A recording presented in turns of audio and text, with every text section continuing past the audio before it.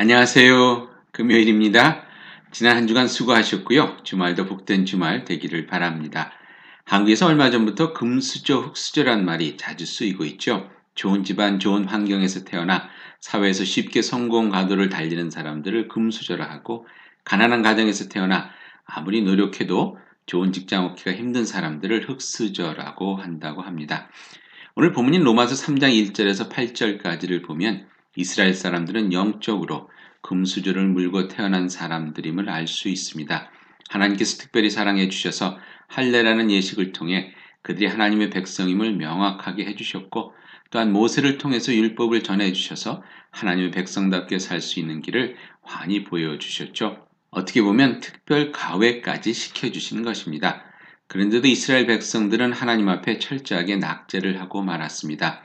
이렇게 하나님의 특혜 가운데서도 감사하지 않고 오히려 거만하게 자기들만 잘난 것처럼 이방인들을 무시하고 그러는 가운데 오히려 그들보다도 못한 삶을 살았던 이스라엘 백성들을 보면서, 그럼에도 불구하고 그들의 실패가 그들을 향한 하나님의 사랑을 무효화할 수는 없다는 것이 오늘 사도 바울의 말씀입니다. 하나님께서 잘해주셨는데 그것 때문에 이스라엘 사람들이 잘못되었고, 그렇게 모든 것이 하나님의 잘못이라는 어린아이 떼쓰는 것 같은 주장은 말이 안 된다는 것이죠.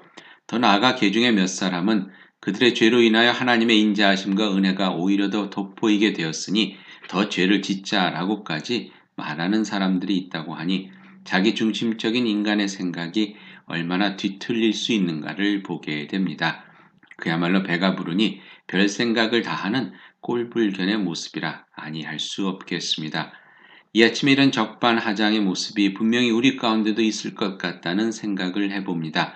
무엇보다도 약속의 땅이라고 하는 미국에서 세상에서 가장 부유한 나라의 부와 문화를 누리면서 사는 우리들, 아무 걱정이나 위험 없이 마음껏 예배드리고 신앙생활을 할 수 있는 이 모든 금수저의 환경들, 그럼에도 불구하고 우리는 또 얼마나 불평하며 게으르게 살아갑니까?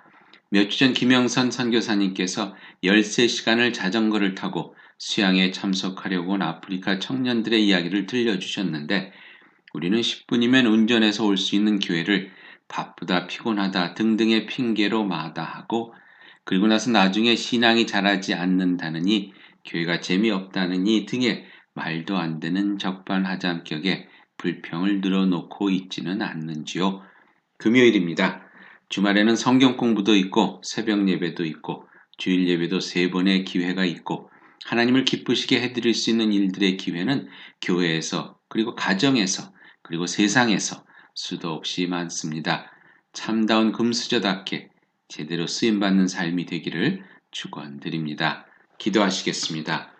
하나님의 은혜를 감사드립니다. 입으로만 감사하는 것이 아니라 저희들의 삶의 모습을 통해서 제대로 하나님의 영광을 드러낼 수 있는 그러한 신앙생활이 되기를 기도합니다. 오늘 하루도 주님의 은혜에 부끄럽지 않은 삶이 되도록 도와주시옵소서. 예수님의 이름으로 기도하옵나이다. 아멘. 부끄럽지 않은 하루 되기를 축복합니다.